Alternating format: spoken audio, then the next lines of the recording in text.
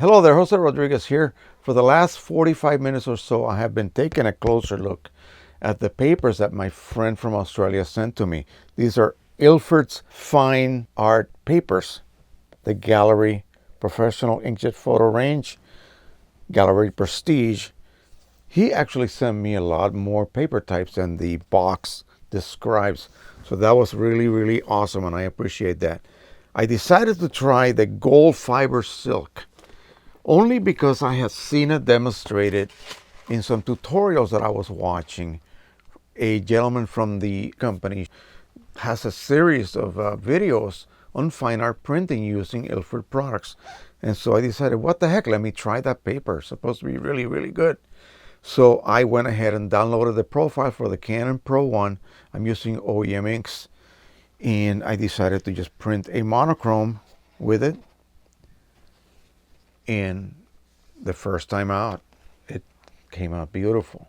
I fed it through the manual feed, but I use semi-gloss as the paper type. And I want you to look at this.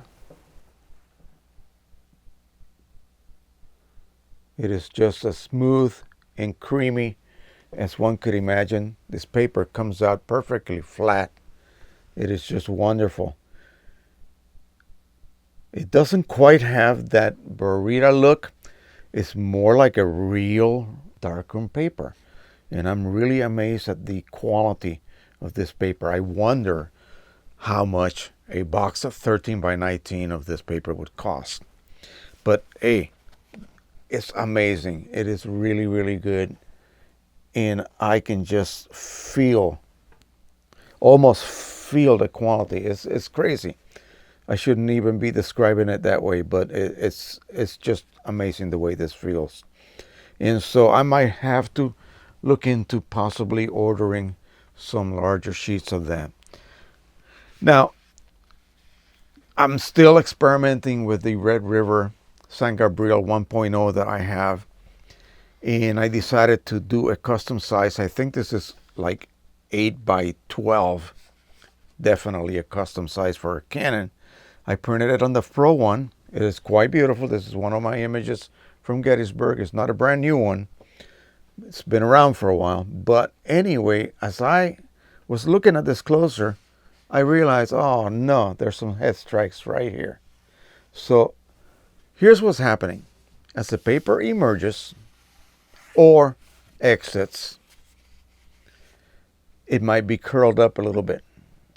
And so the head will strike it. Remember, these printers do not have any vacuum assist like the Pro 1000 does.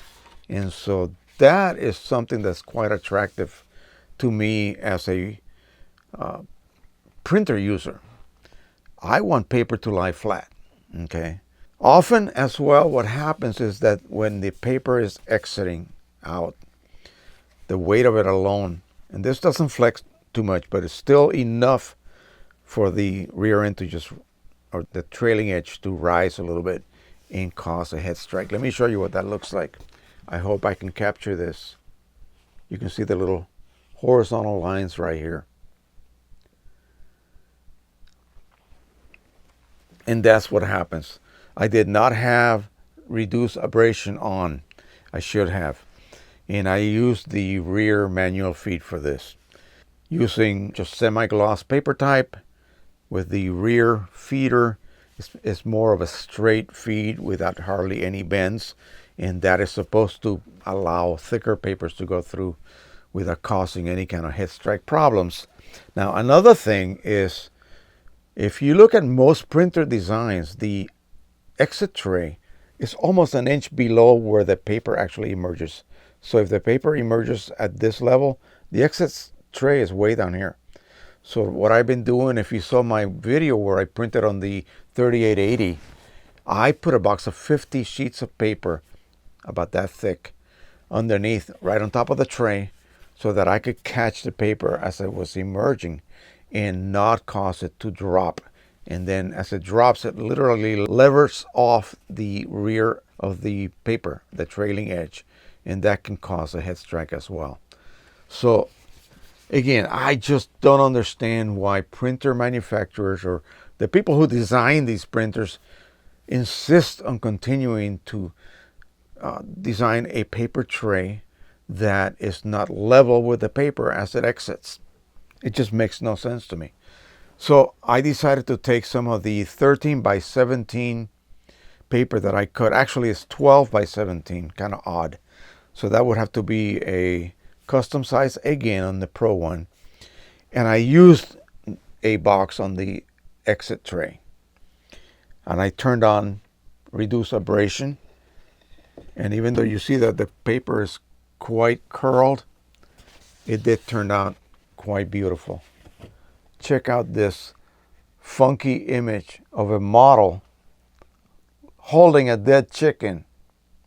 At least it's butchered and not, full of feathers still. But this is amazing. The blacks are rich. Little piece of dust right there. The blacks are rich. They're beautiful. The tonalities of her dress, again, is just creamy. And that printer has been described as producing the creamiest, most syrupy tonalities that you have ever seen. And so I tend to agree once I start looking, and it depends on the image that you use, of course, but once I start looking at this, I can definitely agree with that analogy. And yeah, it is just gorgeous. There is so much detail. Let me see if I can bring this up to you to see. You should be able to see the weave of the dress, the material of the dress. And she's wearing some sort of scarf that's knitted, and you can see all of that detail. It was beautifully reproduced. I got a little piece of dust here that was on top of the paper, so obviously ink printed on top of the dust, and then when you push it off, you get a white spot. Moral of that story is when you're printing with these barita papers that is, make sure that you brush off any dust that might exist on the surface before you send it through the printer. Otherwise, you're just going to print over dust. Often these papers have relatively fragile surfaces, and sometimes the surface literally flakes off. And there's an Epson paper that is just notorious for that and causes a lot of problems and a lot of prints that have to be basically tossed away. So make sure that you use a soft brush. In the old days, we used the anti-static brush for negatives. Yeah, use it for your paper.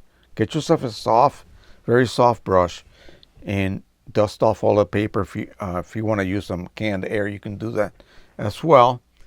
But just make sure that there's that little dust on the surface, so you just don't print over the dust and then the dust falls off and you get white spots, especially on a print with predominantly black areas.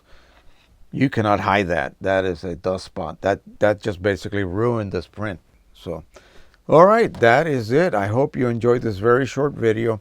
I just wanted to keep you abreast of the Ilford papers. I'm going to start doing some more. I also order some Canson fine art pack. I'm going to order a Moab fine art pack and start printing more with the Hahnemühle papers. I got a lot to catch up on. I'm also working, of course, on the PRO-1 series that I hope turns out as good as I'm thinking it's going to be. So again, I appreciate all of the support and all of the interest in my channel.